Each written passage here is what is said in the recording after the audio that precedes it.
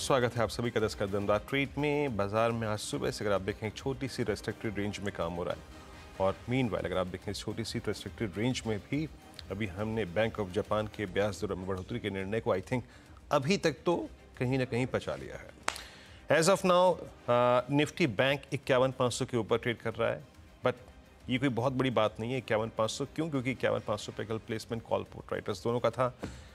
Important चीज़ है कि as of now Nifty thanks to I think Nifty Pharma के ये एटलीस्ट और निफ्टी आईटी के अपने आज के पहले कॉल राइटर्स जोन के ऊपर at least as of now trade करता हुआ आज फार्मा में अच्छा मूव है। और एक और बास्केट जो कि अच्छा कर रही है वो है केमिकल बास्केट। कल के एक स्ट्रॉन्ग मूव के बाद फार्मा और केमिकल आज केमिकल आज भी मूव स्ट्रॉन्ग जनरेट कर रहा है। प्रशांत सावंत, राजेश सतपुते पिछले कार्यक्रम से इस कार्यक्रम में भी होंगे। रचना वैद्य, जतिन गेडिया, शेर खान के हमारे साथ इस वक्त जुड़ेंगे फ्रेश पर्सपेक्टिव लेके। आज बिग मार्केट वॉइसेस की कड़ी में हमारे साथ दिलीप भट्ट होंगे और उनसे करेंगे बातचीत। और साथ ही साथ सुशील केडिया, फाउंडर केडियानॉमिक्स के। अमूमन उनका जो हमारे साथ अपॉइंटमेंट होता है, बातचीत होती है, वो मंगलवार को होती है, लेकिन इस बार बुधवार को उनके साथ ये मंत्रणा की बातचीत होगी। हर्षदा जी हाँ वीरू, इस बीच मार्केट का एक्शन आपकी स्क्रीन पर कायम है। हल्की सी पॉजिटिव रुझान के साथ कारोबार की शुरुआत हुई है। 60 पॉइंट ऊपर इस समय ट्रेड बनता हुआ साफ दिखाई दे रहा है। ध्यान रखिएगा, हमारे साथ हमारे जो जानकार हैं उनसे फटाफट ट्रेड्स लेना शुरू करते हैं। प्रशांत, बताइए आपका इस समय का फ्रेश सौदा क्या है?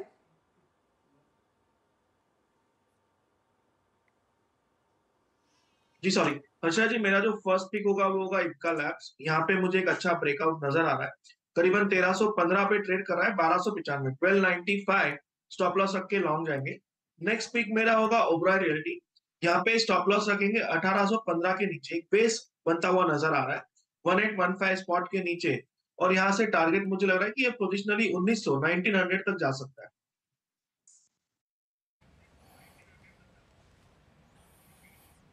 ओके, प्रशांत का ट्रेड एक का लैब ये उन्होंने पिक किया है।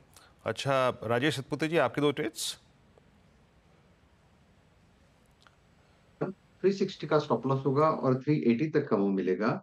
और दूसरा बाय कॉल रहेगा टाटा कम्युनिकेशन। यहाँ पे कल एक फ्रेश ब्रेकआउट है, आज फॉलो थ्रू मिल रहा है और चैनल का भी रेजिस्टेंस है। तो 1951 फ्यूचर में चल रहा है। 1925 का स्टॉप लॉस होगा एंड 2000 के आसपास का टारगेट होगा। ओके, तो टाटा कॉम में एक अपॉर्चुनिटी और ओबरॉय रियल्टी में एक अपॉर्चुनिटी क्लियरली बन रही है। रचना जी हमारे साथ जुड़ गए। रचना जी गुड मॉर्निंग, बताइए आपके दो ट्रेड्स। जी गुड मॉर्निंग। और मेरी तरफ से जो दो ट्रेड्स रहेंगे उसमें एक है टीसीएस के फ्यूचर, जिसको हम लॉन्ग करेंगे। इसमें हमने अपने क्लाइंट्स को ऑप्शन दे रखा है फॉर योर डिस्क्लोजर। टीसीएस में बहुत फ्रेश मूवमेंट शुरू हो रही है और इंपॉर्टेंट सपोर्ट से शुरू हो रही है। 4400 के ऊपर इसका फ्यूचर्स है। अगर ये काउंटर 4370 ऑन फ्यूचर्स होल्ड करेगा तो ऊपर वाली साइड पे उसने जो एक दिन पहले हाइस बनाए थे उसको टच दोबारा करना चाहिए, विच शुड बी 4460 एंड 4480। तो ये दोनों टारगेट्स के लिए टीसीएस के फ्यूचर्स को हम लॉन्ग करेंगे। दूसरा मेटल्स में एज अ सेक्टर थोड़ी स्ट्रेंथ है, तो उसके लिए मैं टाटा स्टील चूज करूंगी। टाटा स्टील में 164.7 पे फ्यूचर्स है, तो ये पुल बैक दे रहा है। और यहाँ पे अगर ये काउंटर 163 को होल्ड कर जाएगा तो ऊपर वाली साइड पे दोबारा से स्विंग देके 167 एंड 168 का नंबर दिखा सकता है। तो 164.5 के करीब बाइंग, 163 का एसएल एंड 167 का और 8 का टारगेट। ओके ओके, दो ट्रेड्स आपके। जतिन गुड मॉर्निंग, आपके दो ट्रेड्स। Good morning everybody. तो हमारे दो बाय साइड की तरफ के ट्रेड्स होंगे। जो पहला ट्रेड होगा वो आदित्य बिरला कैपिटल यानी एबी कैपिटल में होगा। 2 दिनों का एक कंसोलिडेशन ऊपर की तरफ आज ब्रेकआउट हो रहा है। पैटर्न वाइज एक बुलिश फ्लैग पैटर्न बना है। अर्ली चार्ट्स पे नेस्ले को मूव स्टार्ट हो चुका है। तो 221 के स्टॉप लॉस से लॉन्ग जाने की सलाह रहेगी। टारगेट रहेंगे 231 और 233 के। जो दूसरा स्टॉक होगा वो मदरसन सुमी में होगा। तो मदरसन सुमी में हमने देखा है कि एक रनअप के बाद 2 दिनों का कंसोलिडेशन हुआ था। अर्ली मूविंग एवरेजेस के सपोर्ट पे फिर से एक बाइंग मोमेंटम देखने मिल रहा है। तो हमें लगता है कि एक अपमूव इसमें भी स्टार्ट हुआ है। तो 208 और 215 के टारगेट के लिए लॉन्ग करने की सलाह रहेगी। स्टॉप लॉस रहेगा 192 का।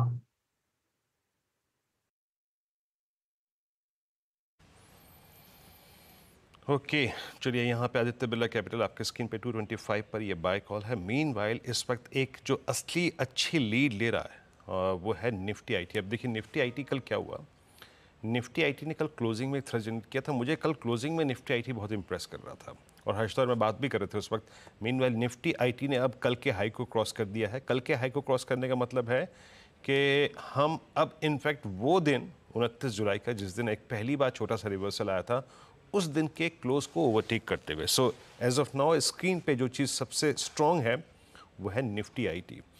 रचना जी थोड़ा सा निफ्टी आईटी पे बात करते हैं, अगर थोड़ा सा और एक्सपेंड करें आप अपनी रिसर्च को और मिड कैप में जाएं, मिड कैप में आपको निफ्टी आईटी में क्या इंप्रेस कर रहा है इस वक्त? जी, जहाँ तक निफ्टी मिड कैप की आईटी की बात है, तो उसमें एक मेरा ध्यान है एलटीटीएस पे, जो कल से मेरा ध्यान है जिस पे।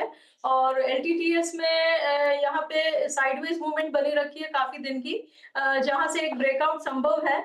जो 5200 जैसी प्राइस क्रॉस करेगा तो ये ब्रेकआउट कंफर्म होगा। 5200 को क्रॉस करते ही 5250 एंड 5290 के दो टारगेट्स ओपन होंगे और ये तब तक वैलिड रहेंगे जब तक 5170 के ऊपर एलटीटीएस का फ्यूचर्स बना रहेगा। This chart is looking good. ये तो चार्ट में एक्शन बन रहा है। इनफैक्ट कुछ देर पहले आपने टाटा स्टील मेंशन किया था नंबर से पहले, लेकिन जेएसडब्ल्यू स्टील रेडार पर आ रहा है जहां पर थोड़ा थोड़ा करके अब खरीदारी का मोड बनता हुआ दिखाई दिया। लेकर आइएगा प्लीज़ वो ट्रेड स्क्रीन पर। और फ्यूचर्स में एक बार देख लेते हैं क्या जेएसपीएल में भी एक्शन है, तो आधे % तक के गेन्स वहां पर देखे जा रहे हैं। जतिन, रचना ने तो अपना पर्सपेक्टिव टाटा स्टील पर दिया है, लेकिन बाकी की यूनिवर्स जेएसडब्ल्यू स्टील, जेएसपीएल जिनके नंबर्स भी आ चुके हैं, अब आज का ये जो हल्का मूव है क्या इसको आगे एक्सटेंड किया जा सकता है? क्या तेजी की पोजीशंस लेना ठीक है या नहीं? देखिए ओवरऑल निफ्टी मेटल इंडेक्स की मैं बात करूं तो थोड़ा रेंज बाउंड लग रहा है, लेकिन शॉर्ट टर्म में ज्यादा ही करेक्ट हो चुका है। तो एक टेक्निकल पुल बैक डेफिनेटली सब काउंटर्स यानी कि जेएसडब्ल्यू स्टील, जिंदाल स्टील में पॉसिबल है। Among the metal space we like JSW steel. Weekly charts पे 20 वीक के एवरेज पे सपोर्ट लेके एक फ्रेश लेग स्टार्ट कर रहा है और आज के ट्रेडिंग सेशन में भी 2 दिनों का कंसोलिडेशन ऊपर की तरफ ब्रेक हो रहा है। तो हमें लगता है इसमें मोमेंटम कंटिन्यू रहेगा up till the levels of 938 और 945। तो करंट लेवल्स पे अगर जो किसको लॉन्ग करना है तो 905 के स्टॉप लॉस से लॉन्ग किया जा सकता है। 935 और 938 के टारगेट्स दीजिए।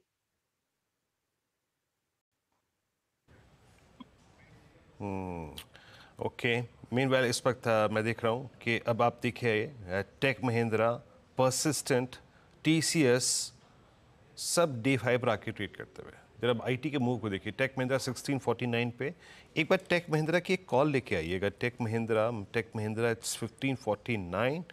टेक महिंद्रा इस प्राइस पे मेरे ख्याल से अब 18 जुलाई के बाद जो सारी की सारी कैंडल्स हैं उनकी बॉडी को एटलीस्ट क्रॉस करता हुआ 1548। डायरेक्टर साहब इसकी नियरेस्ट स्ट्राइक अवेलेबल जो होगी वो स्क्रीन पे रखिएगा। एक बार प्रशांत जरा टेक महिंद्रा को देखिएगा। मेरे ख्याल से जो सबसे बड़े स्ट्रॉन्ग थ्रेशोल्ड पॉइंट पे बैठा ना कोई स्टॉक वो यही है। 1560 है, 1550 है, इन दोनों में से कौन सी कॉल ले सकते हैं प्रशांत? वीरू जी मुझे लग रहा है 1560 1560 की जो स्ट्राइक प्राइस की कॉल ऑप्शन करीबन 3940 के बीच ट्रेड हो रही है। सो यहाँ पे आइडियल स्टॉप लॉस 27 का है, 27। तो मुझे लग रहा है इसको थोड़ा नीचे 35-36 के आसपास अगर मिले तो लेना लॉजिकल होगा, क्योंकि स्टॉप लॉस चेंज मत कीजिए। 27 का स्टॉप लॉस रख के आपका जो टारगेट होगा वो होगा करीबन 60 से लेके 65 का। तो टेक महिंद्रा के लिए सारे स्टॉक्स तेजी की पोजीशंस इस समय बना रहे हैं। यहाँ पर एक अच्छा खासा मोमेंटम बन रहा है। चलिए, इस बीच हमारे साथ मार्केट बिग वॉइस में दिलीप भट्ट जुड़ गए हैं, उनसे भी बातचीत शुरू करते हैं। Dilip, good morning. सबसे पहले सेबी कंसल्टेशन पेपर पर आपकी क्या राय है? इतने सालों से आप मार्केट में रहे हैं, ये पहली मर्तबा है मेरे ख्याल में जब सेबी क्लियरली कह रहा है कि देखिए रिटेल पार्टिसिपेशन एफएनओ में काफ़ी ज़्यादा हो चुका है, उसको नियंत्रण में रखने की ज़रूरत है और उसके लिए ऑफ कोर्स वो 7 कदम सुझाए भी हैं। आपका टेक क्या है? Good morning. देखिए, जिस तरह से इंडिया का मार्केट कैप है और जिस तरह से यूएस का मार्केट कैप है, उसमें जो अंतर है, उसके बावजूद भी in spite and despite that अगर हमने F&O का वॉल्यूम देखा और यूएस के साथ भी कंपेयर कर लिया तो it is certainly disproportionately huge. और अक्सर हमारा एक्सपीरियंस यही है कि फ्यूचर्स ऑप्शंस और इंट्राडे में पैसे बहुत कम बनते हैं, और अगर बनते भी हैं तो बहुत फ्यू खुश नसीबों को बनते हैं और ज्यादातर लोग उसमें लकी रहते हैं, but very difficult to make money on these things. तो I think in a very right move, जैसे हम देख रहे हैं जिस तरह से डीमैट अकाउंट खुल रहा है, जिस तरह से न्यू इन्वेस्टर्स आ रहे हैं और जिस तरह से ये जो टर्नओवर ऊपर जा रहा है, I think SEBI is doing the right thing to curb and bring some control on this kind of trading in futures and options and intraday. So I think मुझे लगता है एकदम ये सही कदम है, क्योंकि ऐसा कुछ नहीं होना चाहिए कि जब भी अब India is getting into equity cult और उसमें कोई हादसा हो जाए। तो इसके लिए I think one should compliment SEBI and the finance ministry without any doubt. Dilip, what implications does it have for discount brokers, especially exchanges? अभी अपना listed exchange BSE है, eventually NSE भी जाकर लिस्ट करेगा। अब सभी बेसिकली कह रहा है कि आपके हर दूसरे दिन जो वीकली कॉन्ट्रैक्ट है उसको आप सिर्फ एक ही ला सकते हैं। अब हम देख रहे हैं BSE के 2 है, NSE के मल्टीपल हैं। ये अगर कम हो जाएगा, इसके इम्प्लीकेशंस क्या रह सकते हैं वॉल्यूम्स पर, डिस्काउंट ब्रोकर्स के बिजनेस पर? इसमें कोई दो राह नहीं है कि एक बार नीचक रिएक्शन से थोड़ा बहुत टर्नओवर नीचे आ जाएगा एंड कॉन्सिक्वेंटली ब्रोकरेज के ऊपर भी इम्पैक्ट आ जाएगा। तो इन द शॉर्ट टर्म मैं कहूँगा एकदम इमीडिएट शॉर्ट टर्म के लिए शायद it may be looked upon, perception यही रहेगा कि थोड़ा बहुत निगेटिव है, लेकिन ये इंडस्ट्री ऐसी है, अभी भी एक लंबा फ्यूचर है इसमें।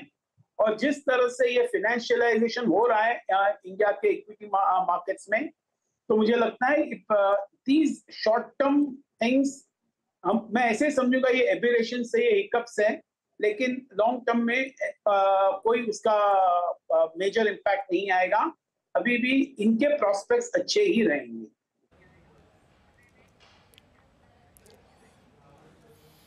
ओके, निफ्टी ये एग्जैक्टली अगर आप देखें स्पेस पर कभी था इस बीच निफ्टी बैंक जो है वो करीब 5146 पर, लेकिन जो बात मैं कह रहा था आपको, आईटी जो कि करीब उस वक्त 80 पॉइंट ऊपर था, अब 250 पॉइंट ऊपर हो गया है और वो इस वक्त निफ्टी को भी एक पुश प्रोवाइड करता हुआ Nifty is now at day high.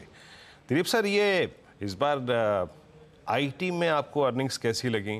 और थोड़े बहुत अगर आप देखें जो आई थिंक ग्रीन शूट्स जिसे कहते हैं आप, वो BFSI में विजिबल थे। आईटी में सर आप लोगों ने मतलब थोड़ा सा फोकस बढ़ाया है क्या? और अगर एक दो स्टॉक्स पे आप कन्विक्शन के साथ बोल पाएं, कंफर्टेबल हो, तो वो कौन से होंगे? तो मुझे लगता है ये दो आईटी में ये समझना चाहिए कि जो रिजल्ट्स आए दे वर सर्टेनली मिक्स्ड, लेकिन इतने भी ऐसे कोई नहीं थे जहां पर जिस तरह से इसका नेगेटिव पिक्चर और परसेप्शन पेंट किया गया था उसके मुकाबले में बहुत ही ठीक आ गए। और अगर हमने ओवरऑल उनके कांस्टेंट करेंसी ग्रोथ को देखा, वॉल्यूम को देखा, और अगर हमने मार्जिन्स को भी देखा, तो मुझे लगता है कि शायद even if the scenario does not improve, ये जो करंट जो परफॉर्मेंस है that itself is not bad at all. लेकिन मैं ये कहूंगा कि ओवरऑल जिस तरह से मार्केट में सर्टेन पॉकेट्स में और काफी पॉकेट्स में जो एब्सर्ड वैल्यूएशन चल रहे हैं, उसके मुकाबले अगर हम पोजीशन करें तो IT looks pretty good in terms of free cash flows, in terms of ROEs, in terms of operating margin and even in terms of management. तो मुझे लगता है कि शायद जिस तरह से मार्केट पोजीशन है these valuations, some of the sectors rotation जो होता है उसमें आईटी का रोटेशन हो रहा है एंड बहुत सही तरीके से हो रहा है और होना भी चाहिए, because in these scenarios these act as resilience as well as defensive. और जहां तक आईटी कंपनीज का सवाल है, मैं अभी भी कहूंगा कि फ्रंट लाइन में एक HCL टेक अच्छा लग रहा है, उसके ऊपर ध्यान देना चाहिए। विदाउट एनी डाउट इन्फोसिस तो रहेगा ही, और मैं कहूंगा मिड कैप्स में अगर हम देखें तो शायद ये Tech Mahindra will still a lot of scope to go ahead। अब जिस तरह से जो नए मैनेजमेंट आ गए हैं इन्फोसिस से, और देखने को मिल रहा है कि जो कुछ भी करेक्शंस कर रहे हैं, जो कुछ भी स्टेप्स उठा रहे हैं, we are getting to see in the performance. Okay, Tech Mahindra पे सर बोल ही रहे थे, और टेक महिंद्रा बात करते करते एट 1558 हमने इसका ट्रेड पकड़ा था करीब 1549 पे। डायरेक्टर साहब वो कॉल रखेंगे स्क्रीन पे, और दिलीप सर की कॉल भी अगर आप देखें अभी, इनफैक्ट जो कन्विक्शन है वो टेक महिंद्रा पे है। क्या गजब का मूव दिया यहाँ पर।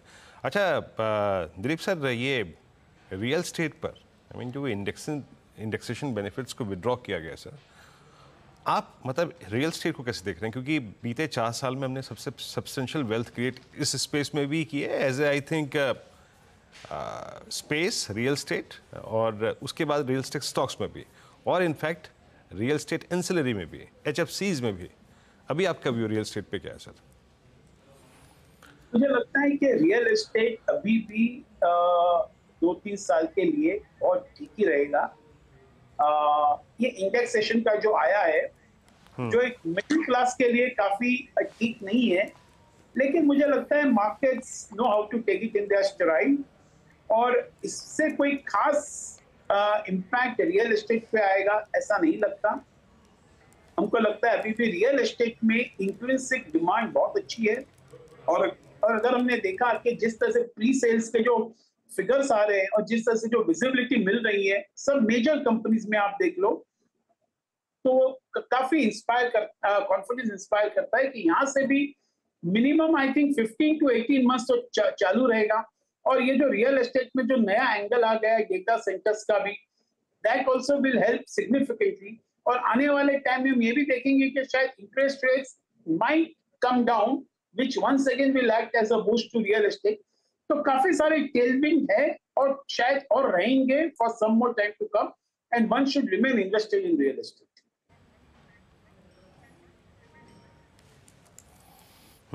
रियल स्टेट पर आपका व्यू, आपकी स्क्रीन पे निफ्टी रियल्टी लगभग ½ % नीचे, या आपकी स्क्रीन पे चार्ट भी हैं, आई मीन लास्ट 7 डेज के। मीनवाइल निफ्टी को एक बार देखिए स्क्रीन पे, एक पुश देखे, एक जनरेट करके पुश 941 की तरफ बढ़ता हुआ। अच्छा दिलीप साहब, अभी तो मैं प्रश्न आपसे पूछा था, मैंने रियल एस्टेट पे आपसे प्रश्न पूछा, मैंने आपसे IT पे प्रश्न पूछा, मार्केट्स पे आउटलुक लिया, लेकिन अब एज ऑफ नाउ इस अर्निंग सीजन में जिस चीज़ ने आपको बहुत ही ज़्यादा सरप्राइज किया हो, वो क्या थी? मतलब जिसको अब आई थिंक जिस पे या तो आप उस चीज़ को देखने के बाद अपना वेटेज घटा रहे हैं, आपका प्रोस्पेक्टिव नेगेटिव हो गया है, या फिर वो numbers as per the valuations आपको ठीक ठाक लग रहे हैं टू चेस पर्टिकुलर थिंग्स? 2 चीज़ें पूछूंगा आपसे मैं। मुझे लगता है एक तो फार्मा सेक्टर है, फार्मा सेक्टर के रिजल्ट्स काफी ठीक आ गए, और आने वाले 18 months to 24 months में हमें लगता है कि शायद ये pharma companies will continue to do well. और हमने ये भी देखा कि जो बिग फार्मा कंपनीज है वो ओवर लास्ट 3 to 4 years उन्होंने कैसे जो US FDA का जो डर बना हुआ था उसको कैसे अपने स्ट्राइक में लिया, उसको कैसे डीलिस्ट करवा दिया। और अभी भी हम देख रहे हैं कि यहाँ पर कोई ऑब्जर्वेशन आता है फ्रॉम US FDA तो इतना बहुत बड़ा इम्पैक्ट नहीं होता है। और जिस तरह से अपने जो टॉप फार्मा कंपनीज है उसमें से मैं खास कहूंगा कि सन फार्मा, लुपिन और दिवीज, ये 3 फ्रंट लाइन फार्मास जरूर एकदम स्टैंड आउट होते हैं। और ऐसा लग रहा है कि फार्मा कंपनीज के जो रिजल्ट आए आने वाले 18-24 मंथ्स में it will keep on improving further. और ऐसा इनका अगर हम आपने देखा कि उनका ROEs या फिर उनके कैश फ्लोज वो भी काफी ठीक ही रहते हैं, तो I would look at pharma sector as one. और अगर एक टेम्पररी प्ले करना है तो केमिकल सेक्टर ऐसा लग रहा है कि शायद बॉटम आउट हो गया, एक मोमेंटम प्ले देखने को मिल सकता है यहाँ से for next 6 months to 9 months। But इसमें एक सेक्युलर लॉन्ग टर्म व्यू लेना बहुत मुश्किल बन जाएगा, because China is still an unknown factor. और अभी तक जो पिछले 3-4 सालों में जो उसमें लास्ट 1.5 साल से of course chemicals is not doing well, but prior to that it was doing extremely well, but now China factor is once again coming into play. तो मुझे लगता है कि 6-9 मंथ्स के लिए जरूर एक पोजीशन के लिए देखना चाहिए, एक short to medium term investments के लिए, बट लॉन्ग टर्म व्यू लेना इसमें विल बी डिफिकल्ट। तो I think overall I think chemicals and pharma looks pretty interesting from the way the results have come out। पर FMCG में एक जरूर ध्यान देना चाहिए कि जैसे हम रूरल में रिवाइवल देखेंगे और सोवरिंग ऑफ कमोडिटी प्राइसेस, ये दोनों प्रोवाइड करेंगे टेलविंड। हो सकता है कि नेक्स्ट 9 months to 12 months में even FMCG can give a reasonably 15-20% return.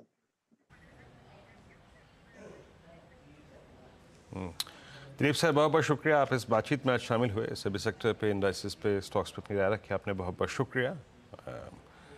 अब एक काम करते हैं, एक बार इंडेक्स स्क्रीन पे रखिएगा। इट्स 24947। आज की इस बातचीत में अब सुशील केडिया जुड़ चुके हैं हमारे साथ। सुशील जी, एक दिन के विलंब से, सुशील जी ने कल एक दरख्वास्त की थी कि तबीयत ना साझे। सुशील जी, अब तबीयत कैसी है और इंडेक्स लग कैसा रहा है? तबीयत तो देखिए जी, निफ्टी के साथ साथ चेंज हो जाती है। बाजार की बात अगर करें वीरेंद्र जी, तो निफ्टी हमने अपने क्लाइंट्स के साथ डिस्कस किया है, वही आपको बताएंगे। 25,500 तक जाएगी, पर उसके पहले 24,100 आने का, 24,000 भी आने का भय है। और अगर ये 24,900 के नीचे कल के दिन बंद दे देगा तो परसों से हम बेचेंगे।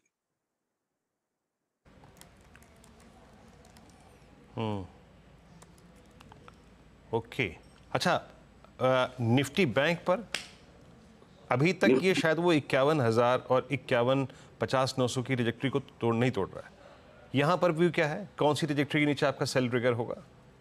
देखिए, बैंक निफ्टी में ना HDFC बैंक रम्मी का पपलू बना हुआ है। उसकी चार्ट पे जगह है कि एक नया हाईवे मार दे और बैंक निफ्टी कहां से कहां पहुंच जाए, पर वो चलने को तैयार नहीं है। 4-5 दिन से HDFC बैंक साइडवेज है, बाकी सारे बैंक्स मिले जुले। तो सारा दारोमदार चूंकि जब अब HDFC बैंक पे है, तो अगर मेरे स्क्रीन से पीसीआर इस चार्ट को दिखा सकते हैं, आप ये देखो, बैंक निफ्टी की जो आवरली चार्ट आपको मैं डिस्प्ले कर रहा हूं, उस पर ये जो सपोर्ट का जोन आ रहा है 51,177, 51,177 के नीचे चल पड़े, हमें लगता है कि 50,480 और उसके नीचे भी और जा सकता है। तो थोड़ा शॉर्ट टर्म ट्रेडिंग में असमंजस है कल तक का। कल के बाद सिग्नल्स बिल्कुल क्लियर मिल जाएंगे। और आईटी पे जो हमारा व्यू था वीरू, कि बेचना ही नहीं है और एक तरफा चलेंगे, तो वो ख्वाहिशें पूरी सी कर दी है आईटी ने। और उसमें सबसे पहला जो खतरे का बजर बजना शुरू हुआ है, इन्फोसिस पे बजना शुरू हुआ है। हो सकता है नेक्स्ट वीक तक, जब तक आपसे मिले, इन्फोसिस में बड़ा सेल और शॉर्ट सेल दोनों ट्रिगर हो जाए।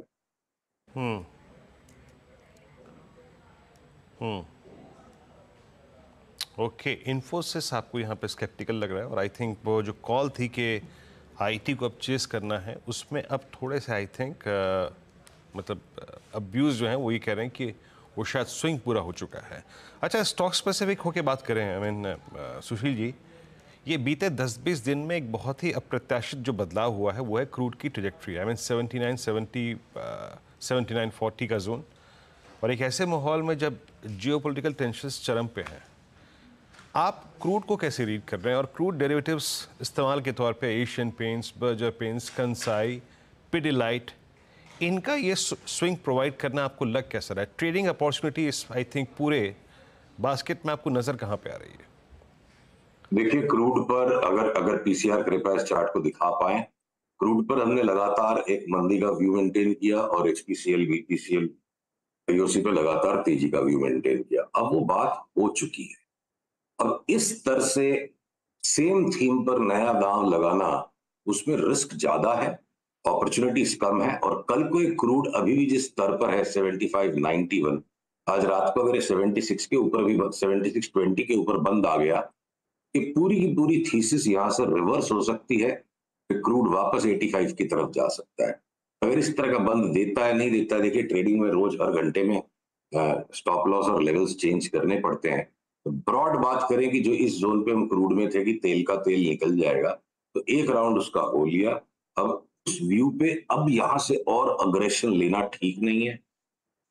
एशियन पेंट्स, बर्जर, इन सब में लगता नहीं है कि लॉन्ग टर्म बुल मार्केट की जो मूव को हम एक्सपेक्ट कर रहे हैं साल भर में, मुझे एशियन पेंट्स 4200 का भाव भी दिखता है, तो अभी से एकदम चढ़ के ले जाए वैसा लग नहीं रहा। लगता है वापस बड़ा डिप मिलेगा, हो सकता है 150 रुपया नीचे भी एशियन पेंट्स मिल जाए। तो वो भय है, यहाँ पे एक बार रिबाउंड्स बन सकते हैं क्रूड में और बाकी के स्टॉक्स में pull back.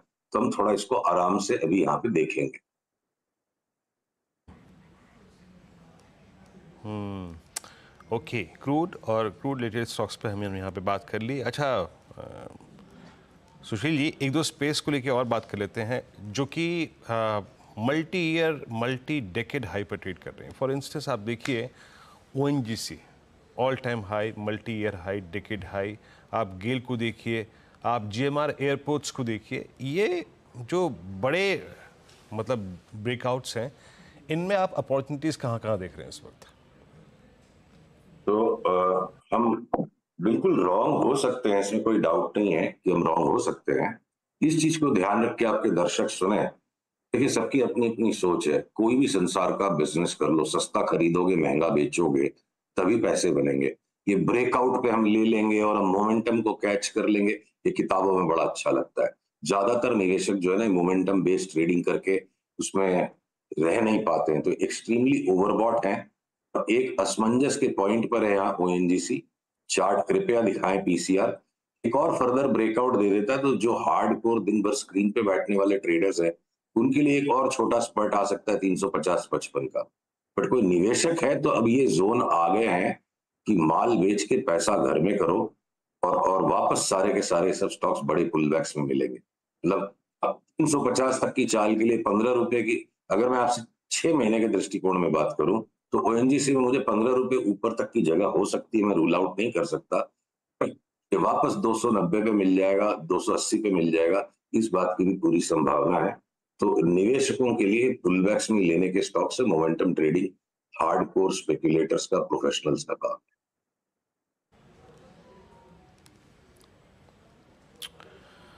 Okay Sushil ji, बहुत बहुत शुक्रिया, आप इस कार्यक्रम में शामिल हुए। तबीयत आपकी आज भी नासाज लग रही है, टेक केयर। एक चीज वीरेंद्र जी क्विकली, इन्फोसिस में मैं स्केप्टिकल नहीं हूँ। मुझे लगता है इन्फोसिस इसी साल 1200 में मिल जाएगा और अगले साल 700 में मिल जाएगा। सेल सिग्नल अभी तक आया नहीं है, वो जब आएगा तो हम इसको माल बेचेंगे भी और शॉर्ट भी करेंगे। स्केप्टिकल नहीं हूँ, बिल्कुल कॉन्फिडेंट हूँ कि बड़ा स्लाइड आएगा। ये थोड़ा सा और मतलब आप ओके, इन्फोसिस पे आपका ये और आई थिंक क्लियर थॉट्स आपने यहाँ पे कर दिए। बहुत बहुत शुक्रिया सुशील जी, आप इस कार्यक्रम में शामिल हुए। सभी स्टॉक्स पे इंडेक्सेस पे रखे आपने। चलिए फिलहाल एक ब्रेक है और आपसे अगली मुलाकात होगी आज कमाई का अड्डा में हर्षता के साथ। तब तक के लिए नमस्कार।